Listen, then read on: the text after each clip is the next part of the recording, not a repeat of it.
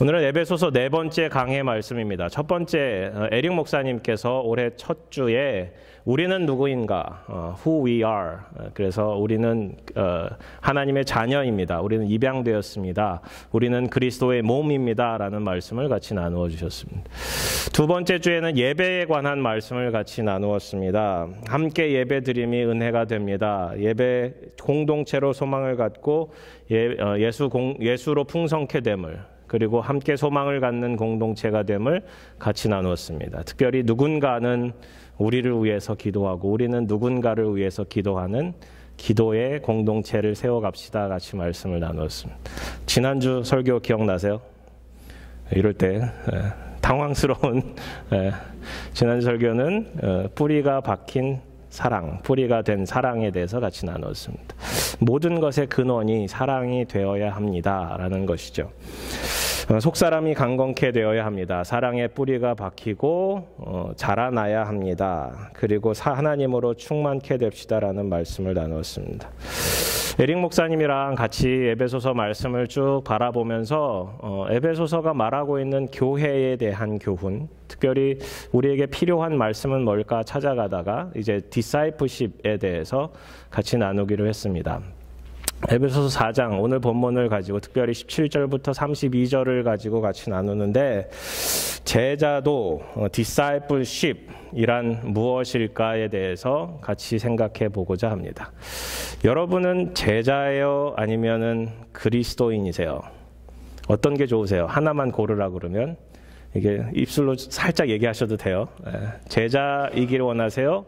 그리스도인이기를 원하세요? 아니면 둘 다 싫으세요? 어떤 게 더 편안해 보이세요? 그리스도인이 되는 거 혹은 제자가 되는 거? 성경은 뭐라고 얘기하고 있을까요? 성경은 그리스도인이란 단어를 단 3번밖에 이야기하고 있지 않습니다. 제자라는 단어는 수백 번 이야기를 하고 있습니다. 우리는 그리스도인이 되는 것은 괜찮아 하면서, 크리스천이라고 불리우기를 괜찮아 하면서 제자라는 말을 좀 부담스러워할 때가 있습니다. 제자가 되는 거. 제자도에 대해서 영국 복음주의 거장 존 스토트 목사님은 그의 책 마지막 저서를 이렇게 썼습니다. Radical Disciple이라고요. Radical Disciple. 급진적 제자. 이거를 한국어로는 제자도라고 번역이 됐어요. 파워포인트 띄워주실래요? 급진적 제자 혹은 제자도 discipleship을 생각해 보면서 우리가 생각해 봐야 할 첫 번째에 대해서 이번은 불순응에 대해서 쓰고 있습니다. 8가지를 제시하고 있는데 기회가 되면 이 8가지에 대해서 한번 말씀을 나누면 좋겠습니다. 첫 번째는 이거 잘못 나왔어요. non-conformity예요. C-O-N-F-O-R-M-I-T-Y. 불순응, 순응하지 않는 것에 대해서 쓰고 있습니다. 우리가 그리스도인으로 살아간다는 것 자체가, 제자로 살아간다는 것 자체가 때로는 부담이 될 수 있어요. 부담이 될 수 있어요. 그래서 예전 중세 시대 그 이전 사람들은 이제 수도원을 세워서 이제 세상과 구별된 뿐만 아니라 구분된 삶을 살고자 했습니다. 그래서 분리주의 혹은 도피주의를 추구했습니다. 반대로 세상 가운데 우리 그리스도인으로 살아가면서 세상과 구별되지 않는 우리네 모습들을 바라볼 수 있습니다. 이걸 순응주의라고 하는데 세상 속에 동화되어서 그냥 살아가는 거예요. 오늘 본문에 나타난 에베소 교회는 그런 교회였던 것 같습니다. 세상 속에 동화된 교회. 세상과 구별되지 않고 거룩함을 드러내지 못하고 이방인들과 같이 똑같은 그의 삶들이 드러나는 거예요. 존 스토트 목사님 우리들에게 마지막 저작으로 남기면서 우리에게 얘기하고 있습니다. 순응하지 마십시오. 특별히 그리스도의 가치, 그리스도인으로서 제자로서 가져야 될 그 가치와 반대되는 것들을 주의하여 이것에 순응하지 말고 불순응으로 반응하십시오라고 얘기를 하고 있습니다. 그 4가지를 오늘 위에도 나왔지만 다원주의, 물질주의, 윤리적 상대주의, 그리고 나르시시즘, 지나친 자아도취라고 쓰고 있습니다. 첫 번째 다원주의는 무엇입니까? 이것은 다양함에 대한 이야기가 아닙니다. 진리에 관한 얘기예요. 진리가 여러 가지일 수 있다라는 거예요. 하나의 진리가 아니라 진리로 이른 길은 다 비슷하고 다 다양해 보이지만 결국은 하나다라고 이야기하고 있는 그 종교적 다원주의에 우리는 항거해야 된다라는 거죠. 예수 그리스도가 최종적, 가장 유일한, 가장 위대한 길임을 우리는 천명해야 된다라는 겁니다. 다른 길은 없습니다. 예수님께서 I am the way라고 그 하나밖에 없는 길이라고 말씀해 주고 계십니다. 그리스도의 유일성, 위대함, 최종성을 바라봐야 하죠. 두 번째는 물질주의입니다. 이 세상을 바라보면서 우리가 너무 물질에, 이 돈에 빠져들 때가 많습니다. 지금도 그렇고 2000년 전 예수님 때도 그랬던 것 같아요. 예수님의 수많은 말씀, 가르침 가운데 돈과 관련된 말씀이 많습니다. 우리 스스로를 바라보서라도 뭐니 해도 뭐가 최고예요? 머니가 최고다. 뭐 이렇게 얘기를 하죠. 사실 돈은 우리가 지배해야 되는 대상입니다. 하지만 우리는 돈의 제한을 많이 받습니다. 돈을 추구하며 살아갈 때가 많습니다. 그렇게 살지 말아야 되는데 세상에 동화된 채 돈 때문에 싸우고 돈 때문에 분노하게 되고 돈 때문에 거짓말하게 되고 돈 때문에 오늘 본문에 나타난 대로 서로 간에 용서하지 못할 일들이 생길 때가 있죠. 세 번째로는 윤리적 상대주의입니다. 도덕적 기준이 점점 해이해지고 있습니다. 윤리 기준이 나 개인만 갖고 있는 것이 아니라 다 다양하게 갖고 있기 때문에 우리는 다 다양성을 인정해 주어야 된다라고 얘기하고 있어요. 그렇지 않습니다. 하나님 앞에서 선과 악, 진리는 나누어지게 되어 있고 그 기준은 하나님께, 하나님의 말씀에 있다라는 사실은 우리는 명확히 가지고 살아야 합니다. 동성애는 죄입니다. 동성애만이 죄는 아닙니다. 명확하게 가지고 하셔야 돼요. 세상 가운데 타협하면 안 됩니다. 마지막으로 나르시시즘인데 개개인이 최고다라고 생각을 해요. 개인이 뭔가를 할 수 있다. 그래서 미에 집중하기 시작하고 좀 더 잘 보이고 개인이 구원자가 될 수 있고 우리가 뭔가 할 수 있다라고 생각을 하며 살아갑니다. 우리가 먼저 생각해야 할 것은 하나님을 사랑하는 것이고 내 개인이 아니라 이웃을 사랑하는 것이며 주님께서 우리에게 사랑하라 선포하시며 보여주신 사랑도 아가페 희생적 사랑입니다. 그렇게 세상 가운데 타협하지 않은 채 우리는 세상 속의 그리스도인으로 살아가야 합니다. 오늘 본문은 제자도에 대한 말씀이에요. 세상 속에 살아가지 말고 세상과 다른 주님을 바라보며 살아가라 라는 것이 결론입니다. 중요한 것은 우리 가운데 있는 것이 무엇인가 라는 것을 생각해 봐야 돼요. 저는 그것을 생명이라고 정의하고자 합니다. 생명. 우리 가운데 세상 속의 그리스도인으로 살아가면서 세상과 구분된, 세상과 분리된, 세상과 구별된 이 뭔가를 추구할 수 있는 가장 큰 핵심은 우리 속에 있는 생명이라는 거예요. 마태복음 16장과 마가복음 8장과 누가복음 9장에는 비슷한 말씀이 쓰여져 있습니다. 다음 넘겨주실래요? 같이 읽어볼게요. 시작. 이에 예수께서 제자들에게 이르시되 누구든지 나를 따라오려거든 자기를 부인하고 자기 십자가를 지고 나를 따를 것이니라. 마가복음 8장에는요. 시작. 무리와 제자들을 불러 이르시되 누구든지 나를 따라오려거든 자기를 부인하고 자기 십자가를 지고 나를 따를 것이니라. 거의 똑같죠. 그죠? 누가복음만 조금 달라요. 같이 읽을게요. 시작. 또 무리에게 이르시되 아무든지 나를 따라오려거든 자기를 부인하고 날마다 제 십자가를 지고 나를 따를 것이니라. 날마다가 더해져 있습니다. 제자도에 대해서 생각해 볼 때 이 말씀이 핵심인 것 같아요. 저도 제자도에 대해서 디사이플십에 대해서 같이 나누고 성경 공부를 할 때도 이 말씀을 빼놓지 않습니다. 세 가지 혹은 네 가지, 오늘은 네 가지로 생각해 보기를 원하는데 세 가지로 할 때는 자기 부인, 십자가 지는 거, 그리고 예수님 따르는 거, 그죠?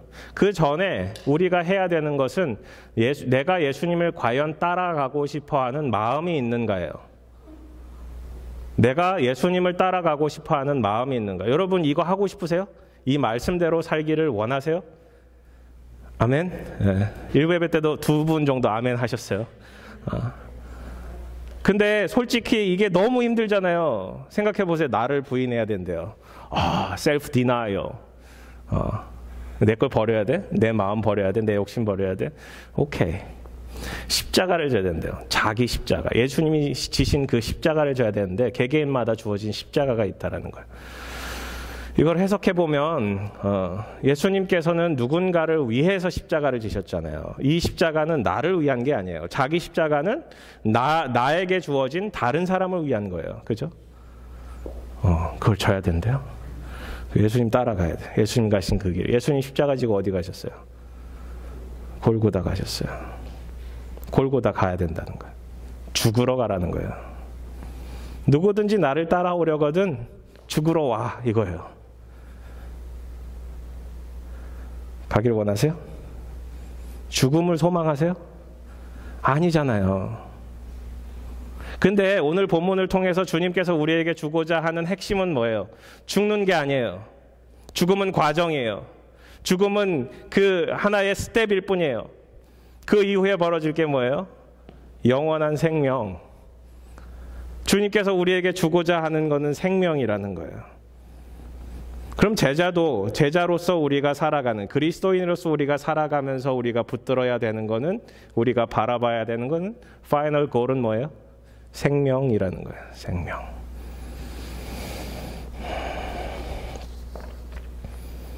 오늘 본문은 4장의 시작은 1장부터 3장까지 말씀하고 있는 교회의 기초, 복음에 대해서, 교회란 무엇인가에 대해서, 예배란 무엇인가에 대해서 그 기초, 사랑에 뿌리 박혀야 된다라는 그 기초를 어떻게 살아갈 것인가라는 4장부터 6장까지의 그 액션 플랜에 대해서 이야기하고 있습니다. 4장 1절부터 16절까지는 교회의 유니티에 대해서 얘기하고 있어요. 교회의 하나됨. 그리고 17절부터 32절까지는 우리가 세상 속의 그리스도인으로서 어떻게 살아가야 되는가에 대해서 쓰고 있습니다. 세상 속의 그리스도인, 생명 가지고 살아야 된다는 거예요. 생명 가지고 살아야 된다. 그래서 오늘 17절부터 21절까지 바라보시면 제자도의 첫 번째, 제자도의 첫 번째는 생명이라는 거예요. 생명. 17절부터 21절까지 보시면 그러므로 내가 이것을 말하며 주 안에서 증언하노니 이제부터 너희는 이방인이 그 마음에 허망한 것으로 행함같이 행하지 말라. 이방인이 그 마음에 허망한 것으로 행함같이 행하지 말라. 이방인처럼 살지 말라. 이방인처럼 행동하지 말라라는 거예요. 그들의 총명이 어두워지고 그들 가운데 있는 무지함과 그들의 마음이 굳어짐으로 말미암아 하나님의 어디서 떠나 있어요? 생명에서 떠나 있도다. 그들이 감각 없는 자가 되어 하나님의 생명에서 떠나 있기 때문에 생명 없는 자, 감각 없는 자가 되어 자신을 방탕에 방임하여 모든 더러운 것을 욕심으로 행하되 오직 너희는 그리스도를 그같이 배우지 아니하였느니라. 진리가 예수 안에 있는 것 같이 너희가 참으로 그에게서 듣고 또한 그 안에서 가르침을 받았을진데 라고 쓰고 있습니다. 잘 보시면 제자도의 핵심 자체는 예수님을 따라가려는 마음에서 시작이 된다라는 거예요. 우리 마음속에 허망한 것들, 감각 없는 것들을 떠나 예수님 안에서 가르침을 받아야 된다라는 거예요. 본문의 시작은 이렇게 얘기해요. 내가 이것을 말하며 주 안에서 증언하노니. 내가 이거 말하는데 잘 들어보세요. 이거는 중요한 거예요 라고 쓰고 있는 거예요. 잘 들어보세요. 너희는 이방인의 그 마음에 허망한 것을 떠나야 되는데 아직까지 갖고 있습니다라는 거예요. 이방인이 갖고 있는, 예수님을 믿지 않는 사람들이 갖고 있는 마음에 허망한 것들을 우리 가운데 여전히 품고 있다라는 거예요. 그들이 가진 것들, 총명이 어두워지고 무지함과 마음의 굳어짐으로 말미암아 하나님의 생명에서 떠나 있는 그것, 하나님의 생명 밖에 있다라는 거예요. 떠나 있는 게 아니라 밖에 있는 거예요. 여전히 들어오지 못하고 있는 거예요. 근데 여러분이 갖고 있는 삶의 행태를 바라보면 여전히 밖에 있는 사람과 같다라는 거예요. 생명이 보이지 않는다라는 거예요. 감각 없는 자가 되는 거예요. 감각이 없죠?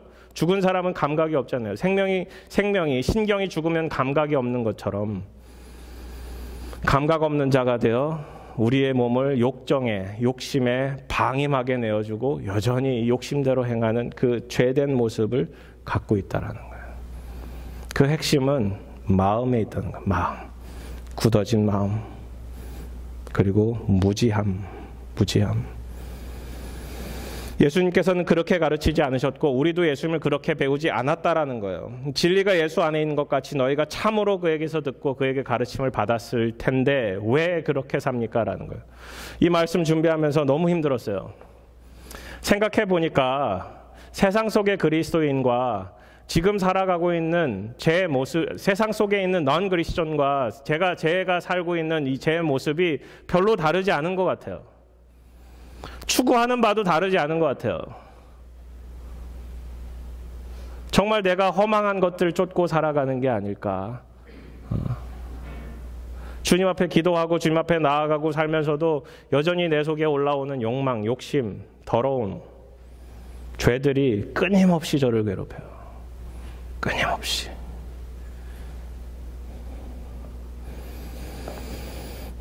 결국 이 문제가 뭐냐? 이방인처럼 살아가고 있는 에베소 교인들에게 이 세상 가운데 특별히 우리 커넥교회 안에 여전히 넌 그리스도인의 가치와 같이 살아가는 이 삶의 문제는 뭐냐? 성숙과 가치의 문제다. 성숙함과 가치의 문제다. 첫 번째 성숙에 대한 문제예요.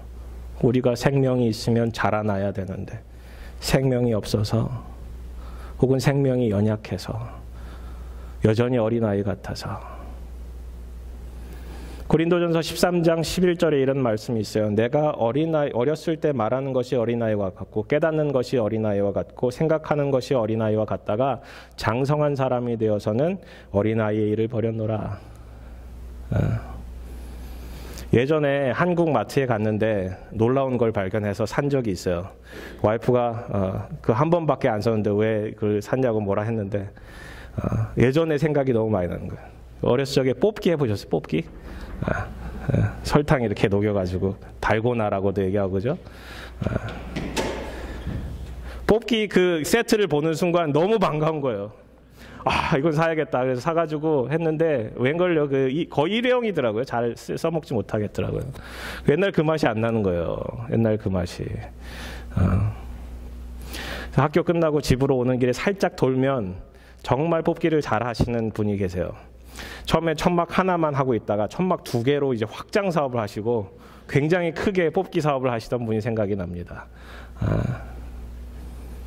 근데 어렸을 적의 일은 어렸을 적의 일이지 지금 그거를 먹으면 몸에도 안 좋고 그걸 왜 먹나 하는 생각도 들고 정말 이거 하나하나 해가지고 다시 하나 먹으려고 그죠? 그 뽑기 해가지고 그 설탕 조금씩 녹여가지고 하던 그때의 모습이 지금 안 하잖아요 우리가.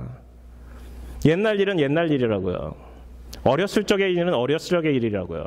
세상 사람들의 이방인의 가치는 우리가 아직 어린아이처럼 살아가던 때의 가치들인데 여전히 우리는 그 세상적인 가치를 붙들고 살아가고 있지는 않은 거예요. 생명의 진리 안에 거해야 됩니다. 우리가 잘할 수 있는 근원은 생명입니다. 생명은 변화돼요. 생명은 자라나요. 생명이 있으면 우리는 성숙해질 수 있습니다. 문제는 생명의 근원 대신 주님 바라보기가 어렵다는 거죠. 도덕적 혼란에서 벗어나기 위해서 세상을 향한 불순응이 필요합니다. non-conformity가 필요하다는 거예요. 세상 속의 그리스도인으로 살아가기 위해서 끊임없이 주님을 바라봐야 돼요. 우리는 그리스도께 그렇게 배우지 않았다라는 거예요. 세상 속의 그리스도인으로서 살아가며 세상에 순응하며 살아가는 그것이 아니라는 거죠. 불순응으로 살아가야 된다. 그 핵심은 우리가 불순응이 목적이 아니라 생명이 목적이다. 오늘 본문 18절에서 얘기하고 있는 하나님의 생명에서 떠나지 않은, 밖에 있지 않은 하나님 생명 안에 있는 그것이죠. 두 번째는 가치에 대한 문제입니다. 죽은 감각을 회복해야 됩니다. 우리의 마음의 굳어짐에서 벗어나야 합니다. 우리가 추구하는 바가 우리의 절대적 가치가 돈이 아니라 세상적 가치가 아니라 성령이 되어야 된다는 거예요. 성령을 가치로 삼아 우리의 제일 순위 그 성령 충만함을 간구하며 기도해야 된다라는 거예요. 주님, 오늘도 성령 충만하게 인도하여 주시옵소서. 오늘도 주님 없이는 살아갈 수가 없습니다. 오늘도 주님과 동행하지 않고는 살아갈 수가 없습니다. 우리 찬양팀 인도하시는 안낙천 집사님 참 수고 많으세요. 가끔 제가 놀래요. 찬양 선곡하시는데 물론 말씀을 바탕으로 하시지만 제가 전하고 싶은 말씀 그대로 선곡이 들어오는 때가 있어요. 오늘도 그랬던 것 같아요. 정말 복음 붙들고 살아가는 그것이 우리의 절대적 가치가 돼야 되는데, 에스겔 11장 보시면 내가 그들에게 한 마음을 주고 그 속에 새 영을 주며 그 몸에서 돌 같은 마음을 제거하고 살처럼 부드러움을 마음을 준다 그랬어요. 예수님, 하나님께서 한 마음 주고 그 속에 새 영, 성령을 부어주셔서 돌 같은 마음을 다 깨어부셔서 그 부드러운 살 같은 마음을 허락하신대요. 부드러운 살 같은 마음. 그 핵심은 뭐예요? 성령이라는 거예요. 성령. 우리의 돌 같은 마음을 깨닫게 하시는 것도 성령이시고, 우리의 돌 같은 마음을 깨어부시는 것도 성령이시고, 우리 마음 가운데 부드러운 마음을 주셔서 정말 다른 사람들을 불쌍히 여기는, 오늘 본문의 제일 마지막에 보면은 다른 사람들을 용서하고 불쌍히 여기고 그리고 그들에게 친절하게 여기는 그 핵심은 뭐냐? 성령께서 하신다라는 거예요. 성령께서 부드러운 마음을 주시는 거예요. 그렇게 우리의 삶의 핵심이 생명이 되었으면 좋겠습니다. 생명을 갖고 계십니까? 살아있는 생명을 갖고 계십니까? 생명력이 발휘되어야 합니다. 생명력, 그 힘, 파워. 가끔 잡초들 바라보면 보도블록 사이에서 자라나는 잡초들의 그 생명력을 바라봐요. 얼마나 놀라운지. 예전에 그 잔디 한참 깎을 때 약을 사서 열심히 뿌려도 잡초 죽지 않는 민들레가 얼마나 강한지. 그 생명력, 그 힘, 그 파워가 우리 가운데 있었으면 좋겠습니다. 그게 없이는 세상에서 그리스도의 제자로 살아갈 수 없는 것 같아요. 두 번째, 21절부터 23절입니다. 제자도 세 사람. 너희는 유혹의 욕심을 따라 썩어져가는 구습을 따르는 옛사람을 벗어버리고, 22절, 23절 같이 읽을게요. 시작. 오직 너희의 심령이 새롭게 되어 하나님을 따라 의와 진리의 거룩함으로 지으심을 받은 새 사람을 입으라. 지난주에는 속사람과 겉사람에 대해서 말씀드렸어요. 오늘은 옛사람과 새사람에 대한 말씀이에요. 옛사람을 어떻게 하라고요? 벗어버리고 새 사람을 입으라. 넥타이가 막 날아다니네요. 저희 집에 패셔니스타가 있습니다. 저희 아들들 중에 한 명입니다. 누굴까요? 퀴즈입니다. 누굴까요? 저에게 아들이 셋이 있는데 율, 샘, 준.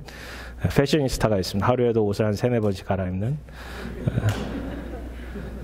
준이가 그렇습니다. 저희 막내가 여전히 집안에서 입는 옷, 자기가 좋아하는 옷, 밖에 나갈 때 입는 옷 다 다릅니다. 집에 또 들어오면 또 새로운 옷 꺼내 입습니다. 저희 와이프가 빨래하느라 아주 힘들어합니다. 옷을 자주 갈아입어요. 여러분도 옷 갈아입으시죠? 옷을 언제 갈아입고 얼마나 갈아입으세요? 저도 매일 갈아입지 않으세요? 파자마 파티하면 파자마라는 게 있잖아요. 갈아입잖아요. 밖에서 들어오면 또 갈아입고. 그런 것처럼 오늘 본문의 사도 바울이 쓰고 있는 것이 옛사람을 벗어버리고 옷 갈아입는 것처럼 벗어버리고 새 사람을 입으라는 거예요. 예수님의 가르침도 그래요. 너희가 너희 스스로를 부인하고 예수님의 십자가를 지고 예수님 따르는데 누가복음만큼만은 날마다라고 쓰고 있어요. 그죠? 날마다. 새 사람을 입어야 되는데 새 사람은 언제 입어야 돼요? 날마다 옷 갈아입듯이 새로 입으라는 거예요.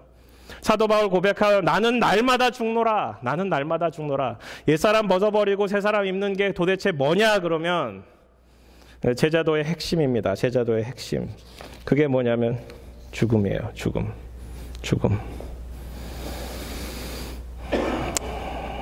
과거의 습관에 물든 옛사람을 완전히 벗어버려야 됩니다. 완전히 벗어버려야 돼요. 죽어야 돼요. 그리고 심령이 완전히 새롭게 리뉴 되는 거예요. 마음과 영이 완전히 새롭게 되는, 우리는 이너 네이처가 완전히 새롭게 되는 거예요. 그리고 매일 아침 주시는 것처럼, 매일 새 아침을 주시는 것처럼 예수 그리스도의 새 사람을 입어야 됩니다. 죄인들은 오물이 가득한 묻은 외투를 입고 있어도 거기에 오물이 튀는 걸 잘 알지 못해요. 그런데 우리 예수 그리스도를 믿는 의인들은 새 옷을 입고, 그죠? 거기에 오물이 하나라도 튀면 또 갈아입을 수밖에 없어요. 요한계시록에 보면은 날마다 그 두루마기를 빠는 자는 복이 있다 그랬어요. 두루마기를 빠는 자. 그게 뭐예요? 새롭게 늘 새롭게 나아가는, 늘 새롭게 나아가는.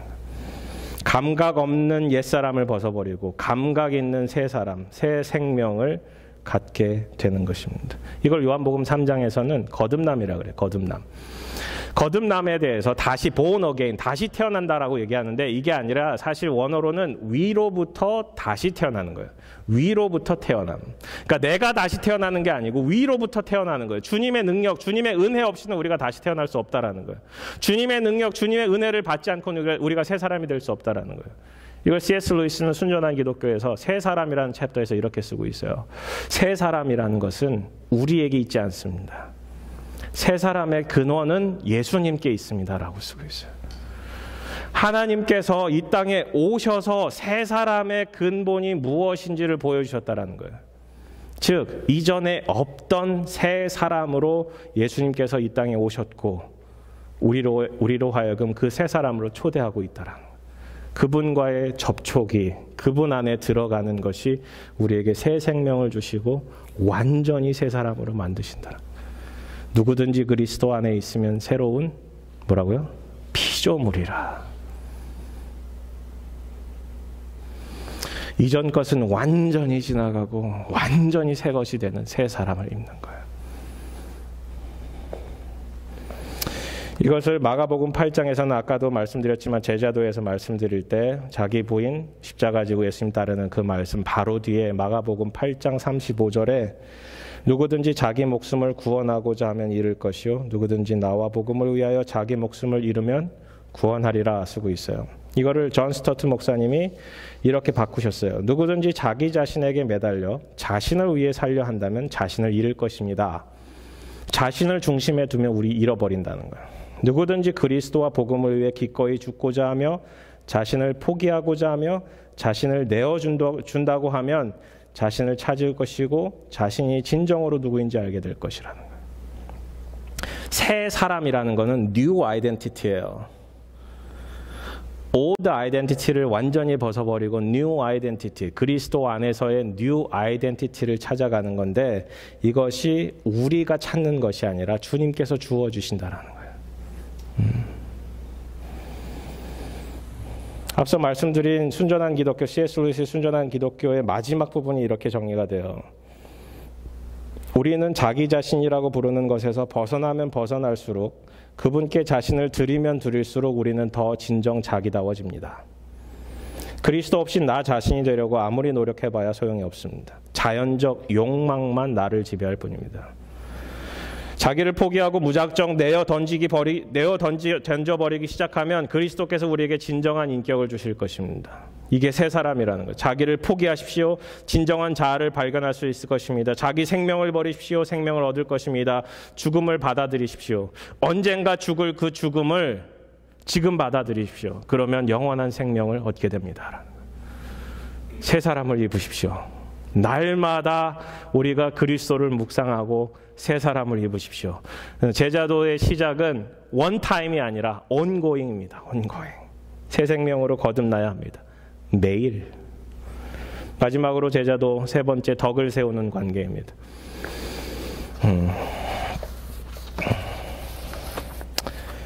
17절부터 21절까지는 하나님과 우리의 관계에 대한 거예요. 그리스도에게서 배운 것이 무엇이냐? 이방인과 같지 않고 하나님의 생명에서 떠나지 않은 그것이다. 22절부터 24절은 나에 대한 거예요. 새 사람을 입는 거. 그죠? 그리고 25절부터 32절까지는 다른 사람들과의 관계에 대한 이야기입니다. 제자도의 세 번째는 다른 사람들과 관계에 있어서 덕을 세우는데 필요한 사람으로 세워져야 된다는 거예요. 덕을 세워야 된다는 거예요. 새 사람이 된 새 생명은 또 다른 생명을 낳기 위해서 쓰임을 받습니다. 새 사람이 된 새 생명은 또 다른 생명을 낳기 위해 쓰임을 받습니다. 그런즉 거짓을 버리고 각각 그 이웃과 더불어 참된 것을 말하라. 이는 우리가 서로 지체가 됨이라. 분을 내어도 죄를 짓지 말며 해가 지도록 분을 품지 말고 마귀에게 틈을 주지 마라. 26절, 27절을 한꺼번에 보셔야 돼요. 즉 분 내는 거를 마귀의 틈을 주는 거라고 생각하십니다. 도둑질하는 자는 다시 도둑질하지 말고 돌이켜 가난한 자에게 구제할 수 있도록 자기 손으로 수고하여 선한 일을 하라. 다른 사람의 것들을 취하지 말고 다른 사람들의 노동의 대가를 취하지 말고 내가 노동한 그 대가를 가지고 다른 사람들을 오히려 도와주라는 거예요. 역발상이에요. 29절에 무릇 더러운 말은 너희 입 밖에도 내지 말고 오직 덕을 세우는 데 소용되는 대로 선한 말을 하여 듣는 자들에게 은혜를 끼치게 하라. 우리의 입 밖에 나오는 것만큼 더러운 것이 없다. 그렇기에 우리가 그것을 가지고 덕을 세우는 데 쓰임받도록 은혜롭게 하라라는 거예요. 성령을 근심하게 하지 마라. 그 안에서 너희가 구원의 날까지 인치심을 받았느니라. 오늘 여기 본문에 25절부터 32절까지 5가지의 죄가 나와요. 그 모든 죄가 성령을 근심케 한다라는 거예요. 우리 속에 내주하시는 성령님께서는 우리가 누구보다도 우리 스스로보다도 죄에 대해서 민감하세요. 우리가 짓는 죄 때문에 성령님께서 근심하기 시작하세요. 어떤 사람을 만나고 실수를 하는 때가 있습니다. 실수를 하고 나서는 마음이 찜찜해요. 우리가 찜찜한다기보다 우리 안에 계신 성령님께서 근심하기 시작하시는 거예요.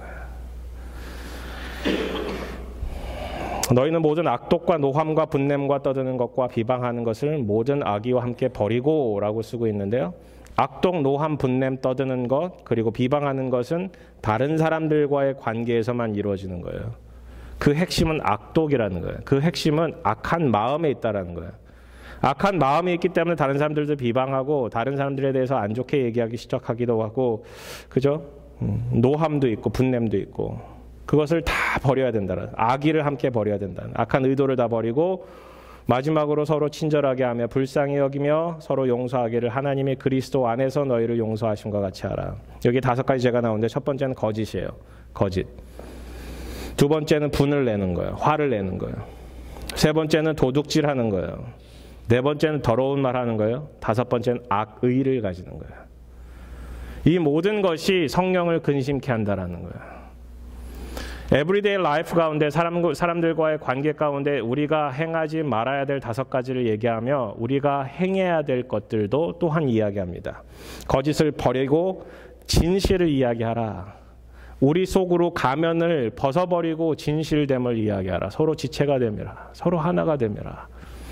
두 번째는 분을 내어도 죄를 짓지 말고 해가 지도록 분을 품지 말라. 분을 생각하지 말고 분을 빨리 이겨내라라는 거예요. 화가 날 수밖에 없어요. 화가 나요. 세상을 살다 보면 분이 일어날 수밖에 없어요. 그거를 이겨내야 된다라는 거예요. 분을 품고 있으면 사단이 장난을 하기 시작해요. 사단에게 틈을 주지 말라는 거예요. 세 번째는 도둑질하지 말고 가난한 자에게 구제를 하라. 다른 사람들을 오히려 도와주라. 더러운 말을 입 밖에 내지 마라. 덕을 세우는 데 소용되는 선한 말을 하라. 듣는 자들에게 은혜를 끼치라. 이게 더러운 말 중에 옳은 말도 포함이 될 수도 있어요. 옳은 말, 바른 말. 근데 옳은 말, 바른 말이 덕을 세우는 데 쓰임이 되느냐 되지 않느냐에 따라 달라질 수 있습니다. 바른 말, 옳은 말이 언제 주어져야 되느냐라는 거예요. 듣는 사람이 들을 수 있느냐. 부적절한 말은 결국 형제 자매를 넘어지게 만듭니다. 옳은 말이라 할지라도. 그렇게 덕을 세우기 위해서 목적은 덕을 세우는 거예요. 옳은 말 하는 게 아니고 바른 말 하는 게 아니고 선한 말을 찾아가야 되는 거죠. 그 모든 우리의 삶 가운데 성령을 근심하게 하지 말고, 성령을 근심하게 하지 않고 성령을 기쁘게 하는 것은 도대체 뭐냐? 32절이에요. 3가지. 친절하게 여기십시오. 두 번째 불쌍히 여기십시오. 세 번째 용서하십시오. 다 주님께서 하신 것입니다. 친절히 여기십시오. 불쌍히 여기십시오. 용서하십시오. 이 3가지 중에 제일은 불쌍히 여기는 거예요. 믿음, 소망, 사랑이 아니고 여기서 이 3가지 중에 가장 최고는 불쌍히 여기는 긍휼한 마음인 것 같아요. 긍휼한 마음이 있으면 용서가 가능해요. 긍휼한 마음이 있으면 친절해질 수밖에 없어요. 옆 사람을 바라보며 오늘따라 불쌍해 보이시네요. 주님께서 불쌍히 여기실 것입니다. 해보시라니까요. 주님께서 불쌍히 여기실 거예요. 그리스도인은 하나님께 용서받고 형제자매를 용서하는 사람입니다. 우리는 형제의 죄를 드러내는 사람이 아니라 형제의 죄를 덮어주는 사람입니다. 우리는 100데나리온을 갖고 있는 채권자가 아니라 10,000달란트를 이제 용서받은 사람입니다. 제자도의 말씀을 정리하고자 합니다. 결국은 친절히 여기고 불쌍히 여기고 용서하라는 것은 우리가 생명을 가진 사람으로 다른 사람들에게 생명을 전해주라는 거예요. 그죠? 사람들이 우리를 봤을 때 저 사람은 달라. 뭐가 달라요? 저 사람은 달라. 그 핵심이 그리스도라는 거예요. 생명이라는 거예요. 주님께서 우리를 불쌍히 여기셨기에 우리도 다른 사람들을 불쌍히 여길 수 있습니다.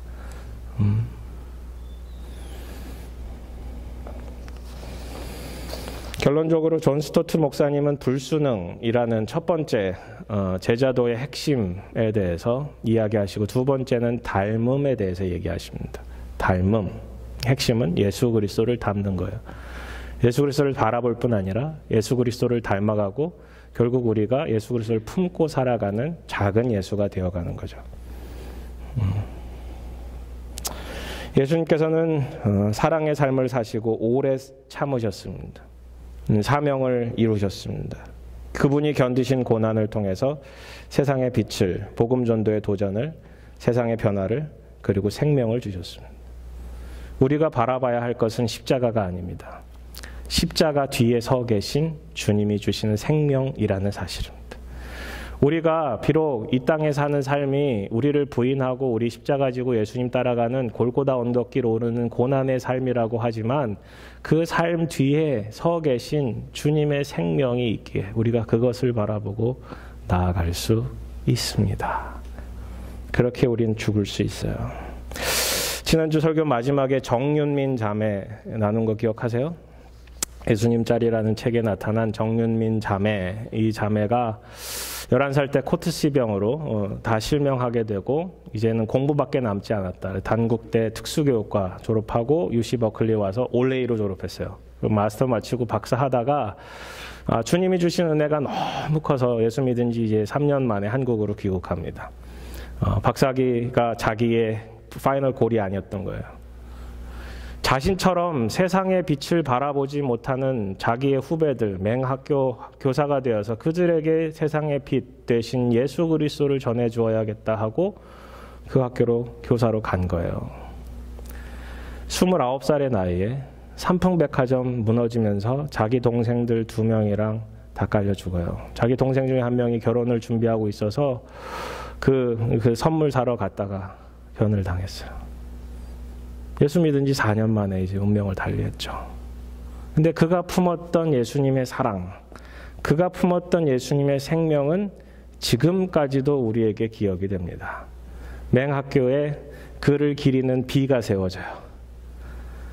그 맹학교에 그를 위해서 이제 장학금이 만들어지는데 그의 아버지가 도네이션을 해요. 자기 딸들 3명에 대한 보상금 나온 거 자신의 사재를 털어서 이제 장학금을 만들어서 다니고 있는 교회와 이 맹학교 학생들을 위해서 지금도 헌신 봉사를 합니다.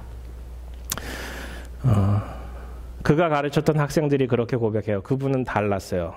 뭔가 달랐어요. 그분이 전해주시는 가르침도 달랐고 그분의 삶도 달랐던 것 같아요. 이렇게 고백을 해요. 이 정윤민 자매가 예수님 때문에 살았다라고 고백하는 것이 그의 아버지의 고백이고 나중에 예수님을 믿게 됩니다. 그의 아버지는 크리스찬으로 살아가요. 그러면서 이런 고백을 해요. 하늘나라에 있을 우리 딸 지금 너무너무 기뻐할 것 같아요. 제가 예수님을 만났기 때문이죠. 라고 쓰고 있습니다. 결론적으로는 우리가 살아가면서 무엇을 꿈꾸며 살아갈 것인가, 무엇을 남기고 죽을 것인가에 대해서 생각해 보면 우리가 그리스도를 따라가고자 하는 이 제자도를 잘 남겼으면 좋겠습니다. 저희 집안은 할머니로부터 시작이 되었어요. 저희 신앙이. 저희 할머니가 저에게 남겨둔 제자도가 있습니다. 새벽마다 일어나셔서 기도하시던 모습, 찬양하시던 모습, 자녀들을 위해서 축복해 주시던 모습.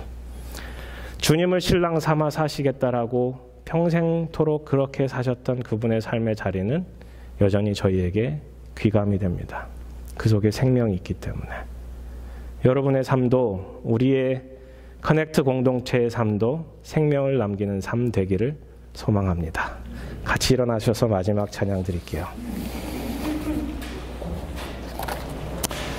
정연민 자매가 마지막에 불렀던 가장 좋아했던 찬양, 그리고 그분의 삶을 기리며 책도 이렇게 나왔어요. 나의 사랑, 나의 생명, 나의 예수님. 우리 같이 찬양했으면 좋겠습니다.